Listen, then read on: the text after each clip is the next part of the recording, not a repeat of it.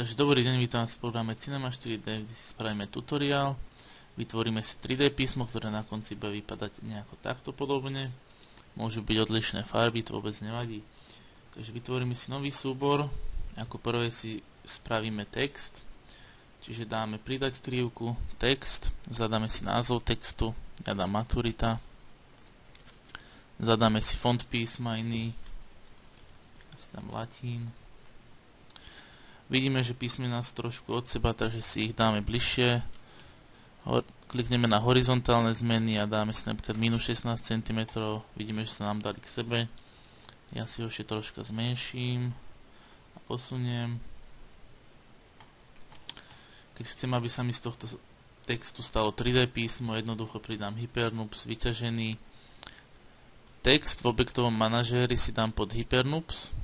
A vidím, že sa mi stalo z neho 3D písmo. Ďalej si pridáme rovinu. Klikneme na pridať objekt rovina. Zmeníme si šírku a výšku. Dáme tam deviny samé. Nech to je po celom. Enter.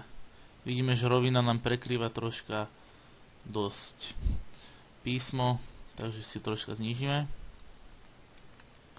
Teraz by to malo byť fajn. Ešte troška, dobre. Zmeníme si hrúbku písma, čiže na ňo klikneme objekt, z 20 si zmeníme na 80, vidíme, že sa nám 4 krát zhrubšilo.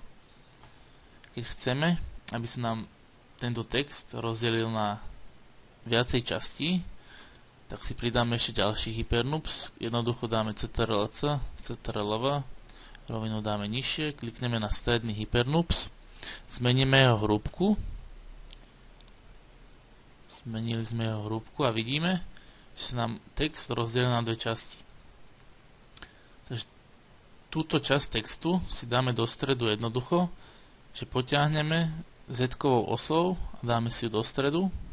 Vidíme, že je v strede. Následne si musíme troška vyvýšiť, čiže klikneme na uzávery. Počiatok zaoblený uzáver, koniec tiež zaoblený uzáver. Zmeníme si polomer, na obidvoch dáme 10 cm.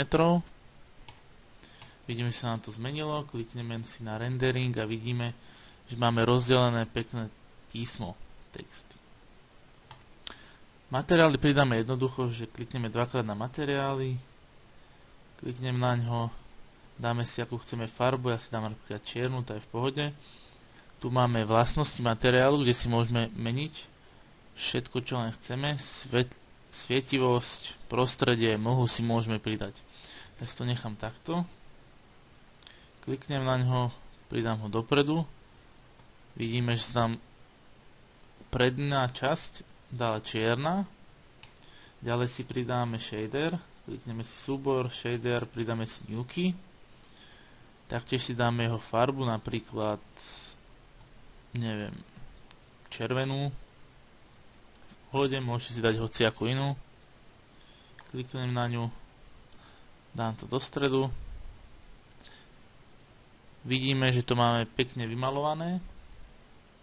Takže ďalej si pridáme svetlo, jednoducho dáme pridať svetlo, troška si ho zvýšime.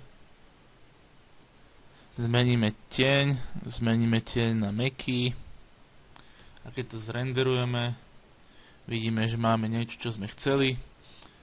Farbu si môžete ľubovoľne meniť, takisto aj textúry, čo len chcete. Toto je odo mňa všetko, dúfam, že sa vám to podarilo spraviť, tak dovidenia na budúce.